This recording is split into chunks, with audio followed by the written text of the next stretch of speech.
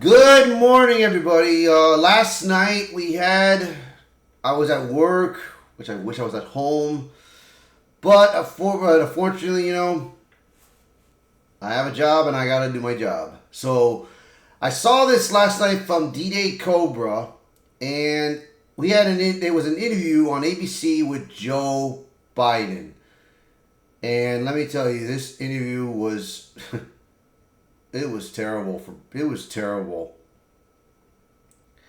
Terrible for Joe, but great for me. But let's just get on to it. Let's just watch this and you guys will see what I mean, bro. I tell you, man, Joe's gotta go. Here we go. It's the debate, the news-making exclusive. Now reporting from Madison, Wisconsin, George Stephanopoulos. Good evening from Madison, Wisconsin for a special edition of This Week. The first broadcast interview with President Biden since last week's debate. Earlier this afternoon, we taped the 22-minute interview. There are no cuts, no edits. We have not touched it. At this pivotal moment in the presidential campaign, here it is. Mr. President, thank you for doing this. Thank you for having me. Let's start with the debate. You and your team have said you had a bad night. But your friend Nancy Pelosi actually framed the question that I think is on the minds of millions of Americans. Was this a bad episode or the sign of a more serious condition? It was a bad episode. No indication of any serious condition. I was exhausted. I didn't listen to my instincts in terms of preparing, and I had a bad night. You know, you say you were exhausted, and I know you've said that before as well, but you came, and you did have a tough month, but you came home from Europe about 11 or 12 days before the debate, spent 6 days in Camp David. Why wasn't that enough rest time, enough recovery time? Because I was sick. I was feeling terrible. Matter of fact, the docs with me, I asked if they did a COVID test because we were trying to figure out what was wrong. They did a test to see whether or not I had some infection, a virus. I didn't. They just had a really bad cold. And did you ever watch the debate afterwards? I don't think I did, no. Well, what I want to get at is, what were you experiencing as you were going through? I don't think I did. Man, listen, you got a yes or no, man. But when you say something like that, bro, that means nothing's going on with you, man.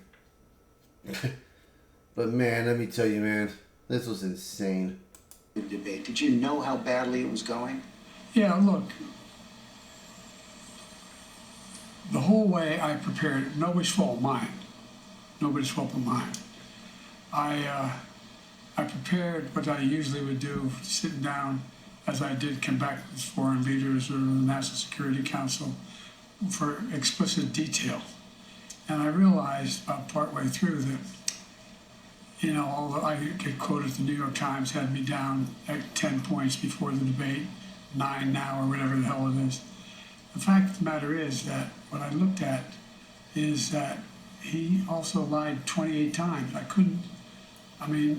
The way... You're the one that lied 28 times. You're the one that's lying. So, Joe, stop pretending you've done a lot, bro. You didn't do shit for this country. We all know it, dude. I mean, it's like this. I'm gonna let you keep talking. I'm gonna let him keep talking. But we all know that he's lying for the fact, man. Way the But debate we'll get to ran, it. not my fault, nobody else's fault. No one else's fault. But it seemed like you were having trouble from the first question in, even before he spoke. Well, I just had a bad night. You've had some bad interviews once in a while. I can't remember any, but I'm sure you did. I've had plenty. I guess the question, the problem is here for a lot of Americans watching this. You've said, going back to 2020, watch me, to people who are concerned about your age. And 50 million Americans watched that debate. It seemed to confirm fears they already had. Well, look, after that debate, I did 10 major events in a row, including till 2 o'clock in the morning after that debate. I did events in North Carolina. I did events in Georgia, did events like this today. Large crowds, overwhelming response, no slipping. And so I just had a bad night. I don't know why. And how quickly did it come to you that you were having that bad night? Well, it came to me as having a bad night when I realized that even when I was answering a question, even though they turned his mic off, he was still shouting. And I let it distract me. I'm not blaming it on that. But I realized that I just wasn't in control.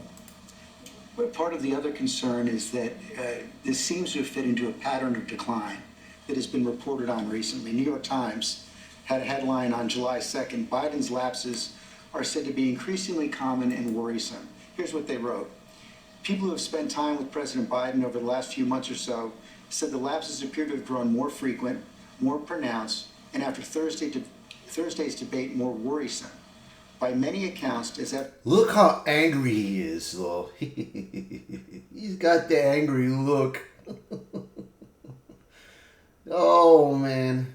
Joe, come on, man. Look, you can't actually think that you're going to beat Trump.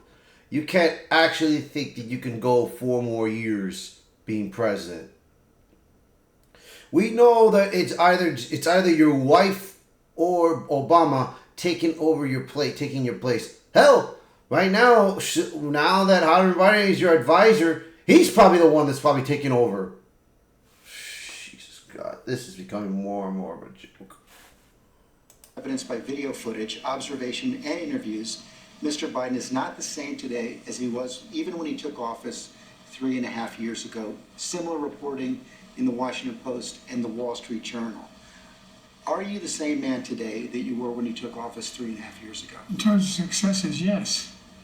I also was the guy who put together a peace plan for the Middle East that may be coming to fruition. I was also the guy that expanded NATO. I was also the guy that grew the economy.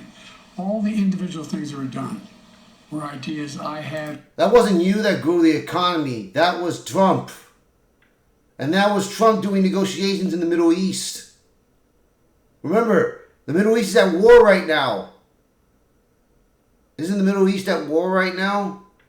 Iran, Iraq. We got Russia, Ukraine.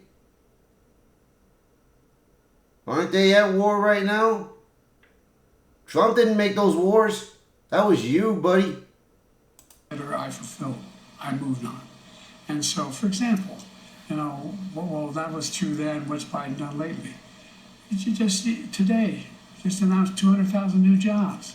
We're moving in a direction that no one's ever taken on. I know you know this from the days in the government. I took on Big Pharma. I beat them. No one thought I could beat them. I took on all the things we said we got done. We were told we couldn't get done. And part of it is what I said when I ran. You beat Pharma, okay, but you also beat Medicare and Medicaid. You beat them to the Pope. You gave it to the illegals. You're giving Medicaid and Medicare to the illegals. Hell, those 2,000 jobs? Hell, you might have probably gave it, though. You probably gave those jobs probably to the illegals. Shit. And was I wanted to do 3 things. Restore some decency to the office. Restore some support for the middle class instead of trickle-down economics, both from the middle out and the bottom up. That way the wealthy still do fine, everyone does better. And unite the country. But what? He did not unite the country, bro. He did not help the middle class. He made it worse for the middle class. The middle class right now is struggling with gas prices, inflation, groceries, medicine. Hell, even freaking mortgage rates are going up like crazy. You're not helping the middle class, man. You're destroying it. And decency, you had weirdos, the LGBTQ community, go into your goddamn lawn in the White House, in the fucking White House lawn, doing God knows crazy shit last year. And also cocaine was in your White House and you can't even explain that, man. I wish this fucking Man, I wish this guy would I wish George would have asked him that question, man. What has all that work over the last 3.5 years cost you physically, mentally, emotionally? Well, I just think it cost me a really bad night, a bad run. But, you know, Man, this guy is George, saying... I'm optimistic about this country. I don't think we're a country of losers, as he points out. I don't think America's in tough shape. I think America's on the cusp of breaking through in so many incredible opportunities. This next term, I'm going to make sure we have straighten out the tax system. I'm going to make sure we're in a situation where we have health care for all people, where we're in a position where we have child care and elder care, free up, and all these things. The one thing I'm proudest of is, remember when my economic plan was put forward, a lot of the mainstream economists said it's not going to work. Well, guess what? You now have 16 Nobel laureates, 16 of them in economics, saying that Biden's next term would be, based on what he wants to do, enormous success. Trump's plan would cause a recession, would significantly increase inflation. I made great progress, and that's what I plan on doing, and we can do this. I understand that, and I'm not disputing that. What I'm asking you is about your personal situation. Do you dispute that there have been more lapses, especially in the last several months? Can I run the 110 flat? No, but I'm still in good shape. Are you more frail? No. I know you Come keep my schedule. I know you spoke with your doctor after the debate. What did he say? He said, he just looked at me and said, "You're exhausted."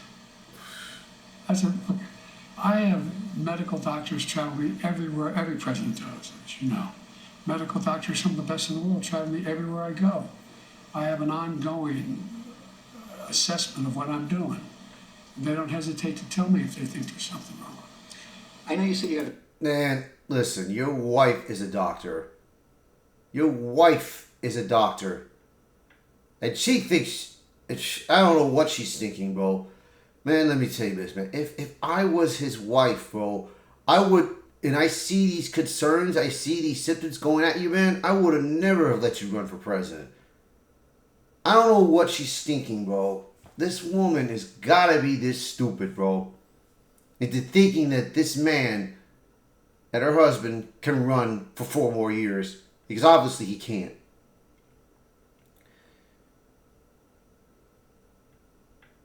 An ongoing assessment. Have you had a full neurological and cognitive evaluation?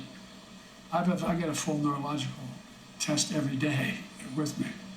And I've had a full physical. I had, you know, I mean, I've been at Walter Reed for my physicals. I mean, but yes. The answer is I know your doctor said he consulted with a neurologist. I guess I'm asking a slightly different question.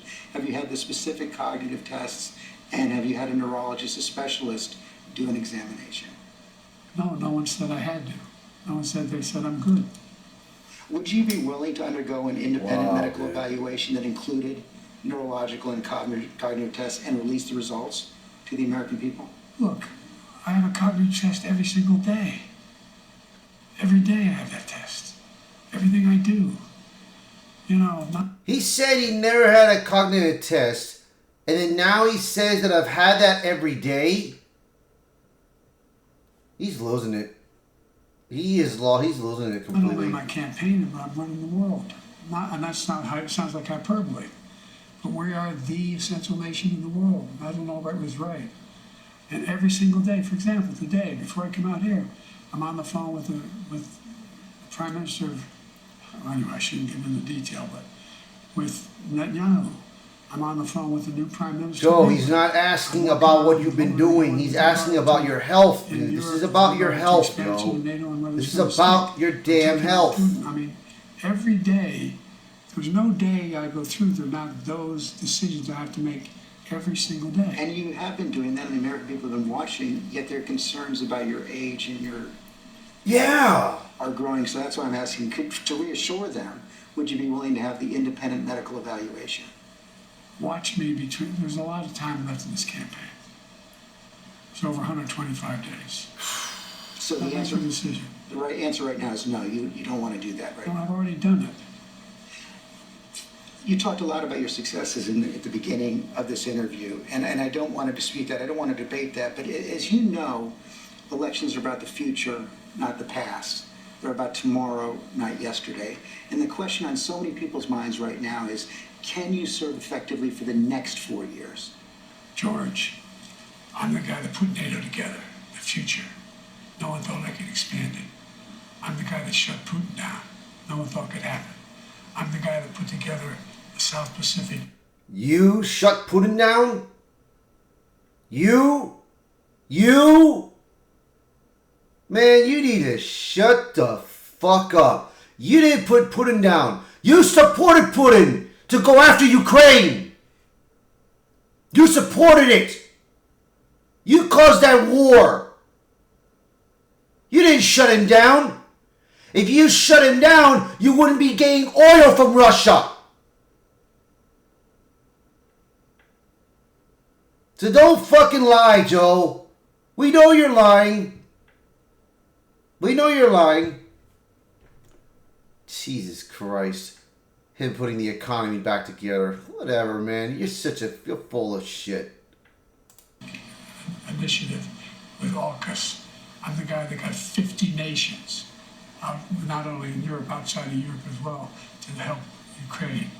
I'm the guy that got Japanese to expand their budget.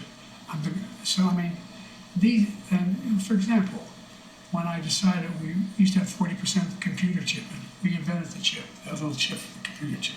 It's in everything from cell phone to weapons. And so we used to have 40%, we're down to virtually nothing. So I get in a plane against the advice of everybody, and I fly to South Korea. I convinced them to invest in the United States billions of dollars. Now we have tens of billions of dollars being invested in the United States, making us back in a position where we're going to own that industry again. We have, anyway, I don't want to take too much credit. I have a great staff. But I guess my point is, all that takes a toll. Do you have the mental and physical capacity to do it for another 4 years? I believe so. I wouldn't be running if I didn't think I did. Look, I'm running again because I think I understand best what has to be done to take this nation to a completely new level. We're on our way. We're on our way. And look, the decision recently made by the Supreme Court on immunity, the next president of the United States, it's not just about whether he or she knows what they're doing. It's not about a conglomerate of people making decisions. It's about the character of the president. The character of the president is going to determine whether or not this Constitution is employed the right way. Let me ask you a tougher, more personal question. Are you sure you're being honest with yourself when you say you have the mental and physical capacity to serve another 4 years? Yes, I am, because, George, the last thing I want to do is not be able to meet that. I think, as some of the senior economists has... Man, look, I'm going to tell you this, bro. I don't understand Democrats, bro. The Democratic Party, I don't understand them. Every year they try to select somebody that has an elderly age. That's over 60 years, over 65 years old. Why go with that? Now, I know Republicans, they do the same. Some of them do the same in the Republican Party. But comparing Donald Trump to Joe Biden, bro, you see Trump physically, how he's doing, and mentally. That's him taking care of his health. That's him taking care of himself. Joe, on the other hand, he's not. He is not taking care of himself, man. I'm sorry. Joe is not, he is not ready to go for another 4 years, bro. He's tired. I can see that. He's got dementia since 2020. He has not been running the country for those 3.5 years. He's not been running the country. He doesn't want to admit it, but we all know that. It's just so strange, bro. It's so strange that he tries to think that he can do this, but he can't. Senior foreign policy specialist say, if I stop now, I'd go down in history as a pretty successful president. No one thought I could get done what we got done. But are you being honest with yourself as well about your ability to defeat Donald Trump right now? Yes. Yes, yes, yes. You say that, and let me challenge you. Sure. Because you were close, but behind going into the debate. You're further behind now, by any measure. It's been a two-man race for several months. Inflation has come down. In those last few months, he's become a convicted felon, yet you're still falling further behind. You guys keep saying that. George, you know polling better than anybody.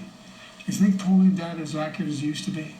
I don't think so, but I think when you look at all of the polling data right now, it shows that he's certainly ahead in the popular vote, probably even more ahead in the battleground states. And one of the other key factors there is it shows that in many of the battleground states, the Democrats who are running for Senate and the House are doing better than you are. Well, that's not unusual in some states. I carried an awful lot of Democrats last time I ran in 2020. Look, I remember them telling me the same thing in 2020. Polls can change, but here's the thing, Joe. A lot of people are waking up right now. A lot of people are waking up seeing that you are not capable. A lot of people are seeing that how you've been treating the middle class, the veterans. They're seeing that. That's why you're not doing well, Joe. I can't win. The polls show I can't win. Remember 2020, the red wave was coming. Before the vote, I said that's not going to happen. We're going to win. We did better in an off year than almost any incumbent president ever has done. They said in 2023, all the tough races we're not going to win. I went into all those areas, all those districts, and we won. All that is true, but 2020 was a close race, and your approval rating has dropped. The 2020 was a stolen election, man. And the fake news media doesn't want to cover that. The fake news media doesn't want to admit it, bro. It was stolen. The election was stolen because, like I said before, I'm going to say it again. I was up all that night.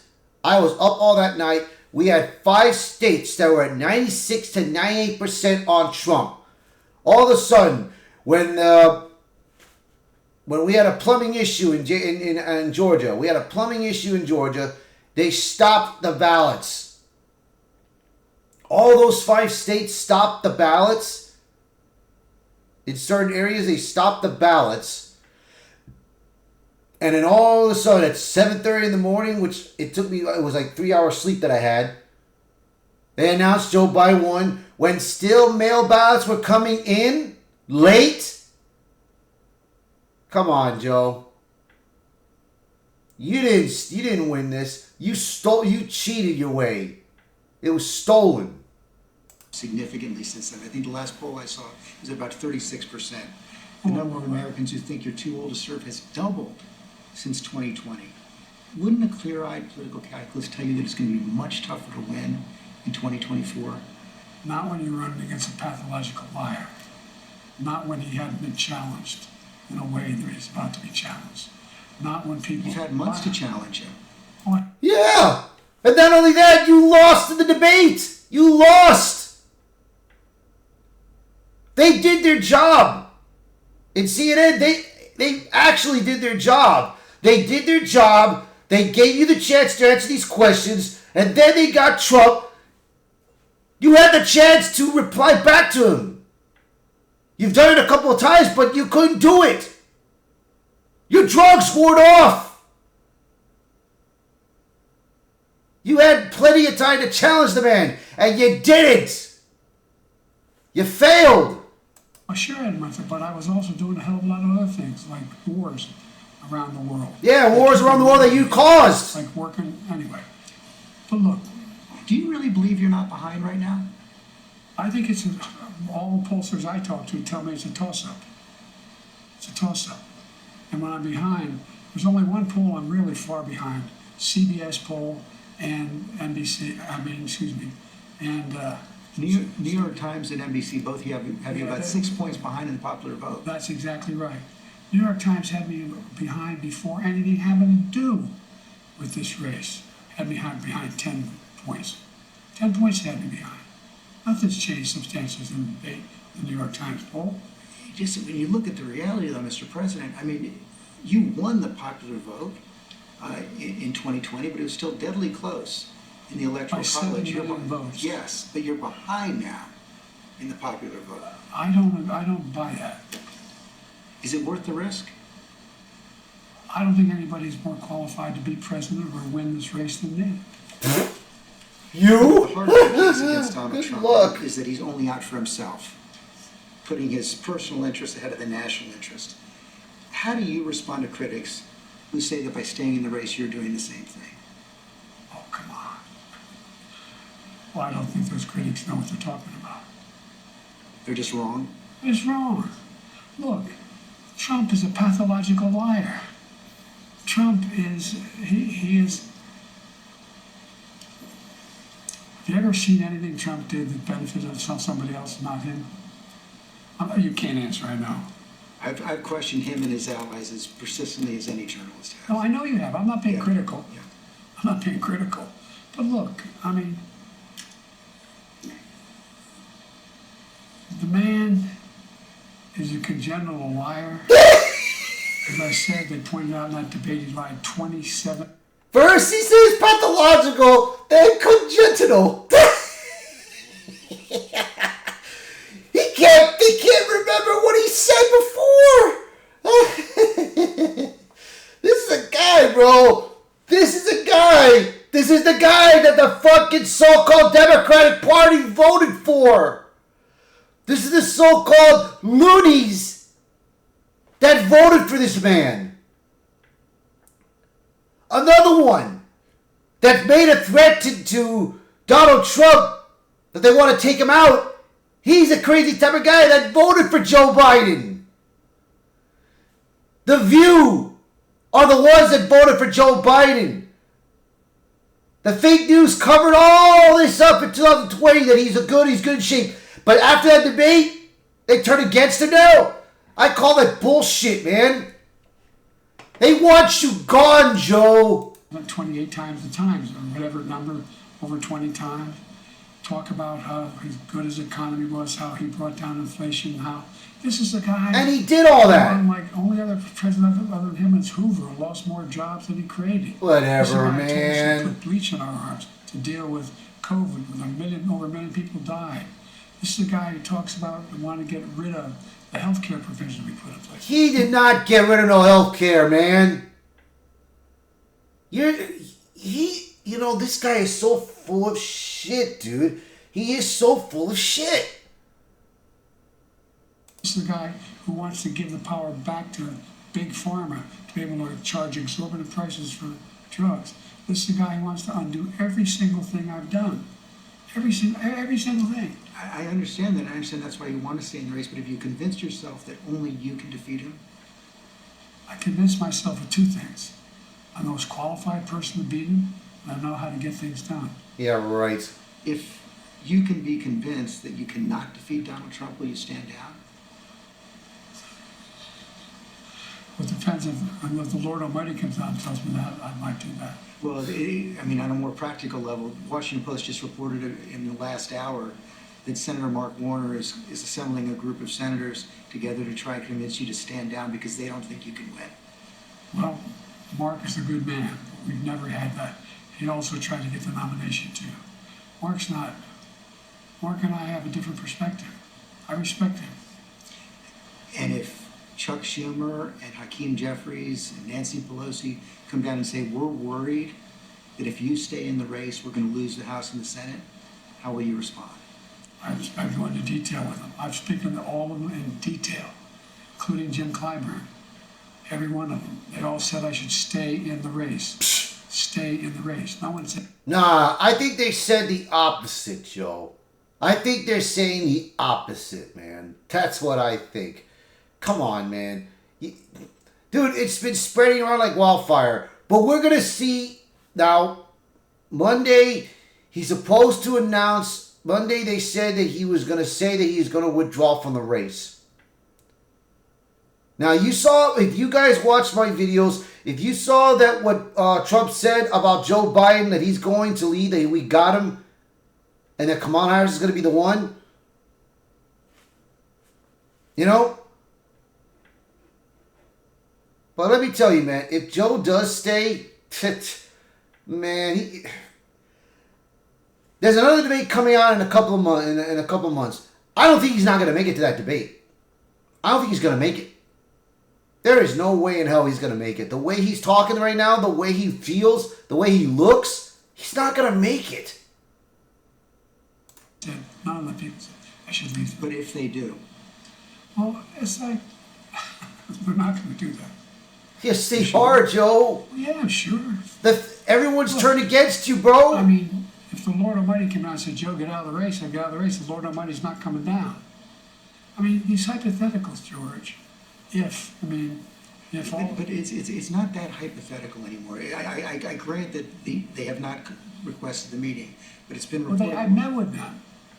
I've met with a lot of these people. I've talked with them regularly. I had an hour conversation with Akeem. I had more time with them than Jim Clyburn. I spent time with many hours, off and on, the last little bit, with Chuck Schumer. It's not like I had all the governors. All the governors. I agree that the Lord Almighty is not going to come down, but if you are told reliably from your allies, from your friends and supporters in the Democratic Party, in the House and the Senate, that they're concerned you're going to lose the House and the Senate if you stay in, what will you do? I'm not going to answer that question. It's not going to happen. What's your plan to turn the campaign around? You saw it today. How many people you get draw crowds like I drew today? You find many more enthusiastic than today? Huh? I don't think you want to play the crowd game. Donald Trump can draw big crowds. There's no question about that. He can draw a big crowd, but what does he say? Who does he have? I'm the guy supposedly in trouble. You are in trouble, Joe. You are. I mean, you're thinking that you're Donald Trump. You're not Donald Trump, dude. You're not him. He's got more crowds than your ass put together, dude. For 4 years, we had peace. We had no inflation. We had a hell of a good economy. Stocks were up. We had good mortgage rates. We had lower gas prices, lower groceries, lower medicines, lower medical insurances, lower mortgage rates. We had no wars. Trump got all the countries in check. He made sure that not one of them tried to go to war against each other. And how you do that? Don't give them any fucking money. That's how you do it. Stop supporting these countries, because these countries don't support us when we need it. We raised $38 million within 4 days after this. We have over 1 million individual contributors. Less than $200. I've not seen what you're proposing. You haven't seen the fall off in the polls. You haven't seen the reports of discontent in the Democratic Party, House Democrats, Senate Democrats. I've seen it from the press. You know, I've heard from dozens of your supporters over the last few days, and a variety of views, I grant you that. But the prevailing sentiment is this. They love you. And they will be forever grateful to you for defeating Donald Trump in 2020. They think you've done a great job as president, a lot of the successes you outlined. But they are worried about you and the country. Great And job they as don't think president. you can Please. He didn't do a good They job. want you to go with grace, and they will cheer you if you do. What do you say to them? I say the vast majority are not where those folks are. I don't doubt there's some folks there. Have you ever seen a group at time when elected officials running for office are a little worried? Have you ever seen that? I've not. Same thing happened in 2020. Biden, I don't know, man, what's he going to do? He may bring me down, he may. Mr. President, I've never seen a president at 36% approval get reelected. Well, I don't believe that's my approval rate. That's not what our polls show. And if you stay in and Trump is elected and everything you're warning about comes to pass, how will you feel in January? I feel as long as I gave it my all and I did the good job as I know I can do. That's what this is about. Look, George, think of it this way. You've heard me say this before. I think the United States and the world is at an inflection point where the things that happen in the next several years are going to determine what the next 6, 7 decades look like. And who's going to be able to hold NATO together like me? Who's going to be able to be in a position where I'm able to keep the Pacific Basin in a position where we're at least checkmating China now? Who's going to do that? Who has that reach? Who knows all these? We're going to have, I guess, a little good way to judge me is you're going to have now the NATO conference here in the United States next week.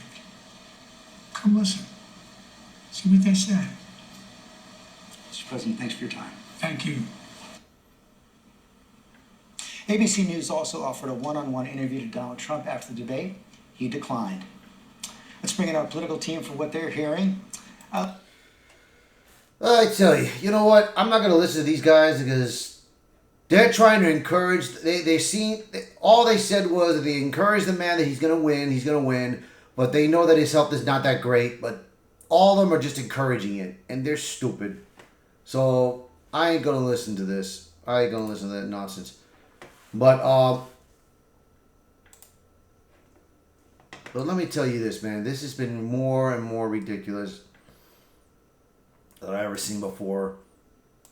So let's see what I mean.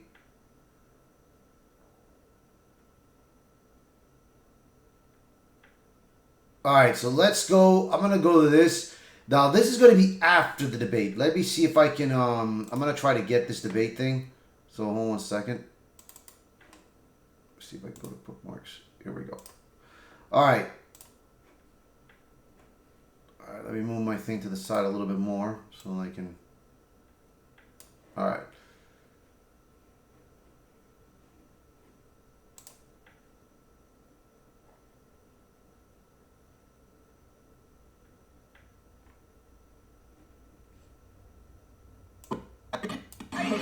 Alright.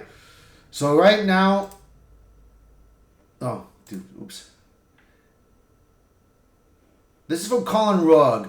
Justin, President Biden's Wisconsin campaign fundraiser has been called off after donors failed to commit enough money. According to New York Times, donors started dropping off after the debate. The campaign had hoped to raise $1 million from the event, but after, which there's more to it, because every time when I do it, okay, let me read it right here.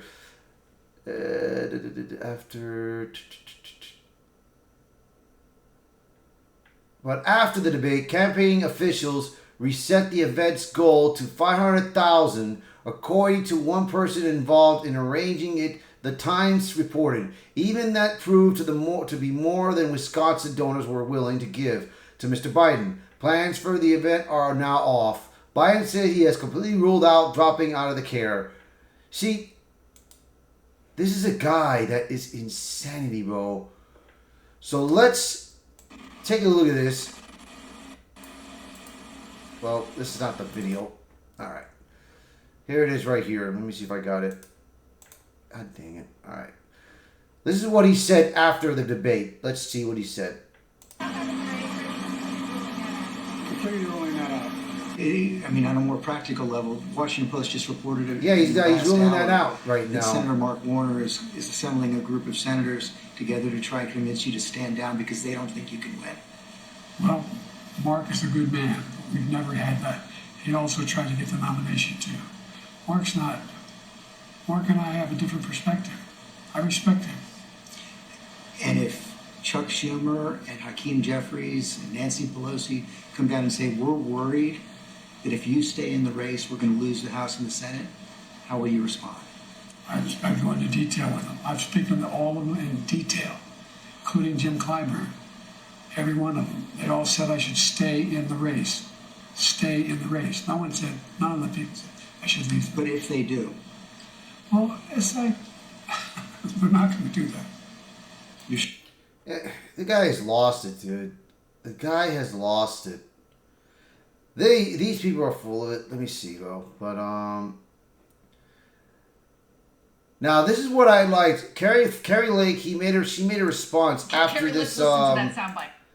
Carrie Lake made a response after this debate. After the one-on-one with ABC. So. What's your plan to turn the campaign around? You saw it today. Oh, here it is. My bad. My bad. How many pictures you get draw crowds like I did? You find any more enthusiastic than today? Huh? I mean, I don't think you want to play the crowd game. Donald Trump can draw big crowds. There's no question about that. He can draw a big crowd, but what does he say? Who does he have? I'm the guy supposedly in trouble. We raised $38 million within 4 days after this. We have over 1 million individual contributors. Less than $200. Yeah, I mean, I've not seen what you're proposing. What a mess. What an absolute. It's like it's almost Carrie, like he's a critically wounded racehorse that needs to be put out of his misery at this point. Why are they running this guy into the ground? Is this obsession with power overriding their common sensibilities that the campaign is in dire straits at this point? What do you think it is? Well, I don't think it's his obsession with power. I think it's his fear over being caught for all of the many years of malfeasance and corruption that he has been part and parcel to. And they know that when President Trump gets into office, we're going to make sure that we don't have corrupt individuals in the government anymore. You know, the Biden family has taken millions of dollars from our adversaries. That line, who does he have? Basically, he's saying, who are these people at President Trump's rallies? I'll tell you who they are. They're hardworking Americans. They're retirees who did everything right, paid into taxes, and now they're watching as Joe Biden for the past 2 years has cut Medicaid and Medicare, and they're watching as Joe Biden is ready to cut Social Security, and they're watching as Joe Biden has pushed inflation to where these retirees can't even afford to live, even though they saved with a nest egg to get into their golden years. The people who President Trump has are hardworking Americans, young people, people of all colors, all backgrounds, middle class, working class, upper class. President Trump has we, the people. Joe Biden has the globalists and a bunch of corrupt individuals in Washington, D.C., and he knows he's in trouble if he loses this. And guess what, Joe? You're going to lose this whether you get pushed out now or you lose this on November 5th on Election Day when we take back our country. Yeah, there you go. Carrie Lake, bro. Carrie Lake. Like I said, and Vivek, he made a response on this at 9 hours. If Biden isn't willing to take a basic cognitive exam, he has no business leading our country. Of course. The man, especially when he refuses to stand down, man, that tells you, man, the man has lost it. Oh, God. I tell you, this country has gone way worse. Well, that's going to be it for me for today. I hope you guys enjoyed this video. And like I said, dude, we're going to see on Monday what happens, man. We're going to see what happens on Monday if Joe Biden is actually going to be out the door or he's going to keep going. We're going to see, man. We are going to see about that. So, if you like this video, hit the like button. Share this video. Post comment below. What do you think about this video? What do you think about Joe Biden's interview? Do you think he's got what it takes to run for 4 more years? Do you think he will stand down on Monday? What do you guys think? All right. And if you are new to the channel, please hit that subscribe button for me. All right, guys. I hope you guys have a wonderful day today. I will be at work watching what is going on and everything. I will be keeping an eye on this. So I hope to stay tuned to this. All right, and I hope you guys enjoy my channel. All right, guys. Bye, everyone.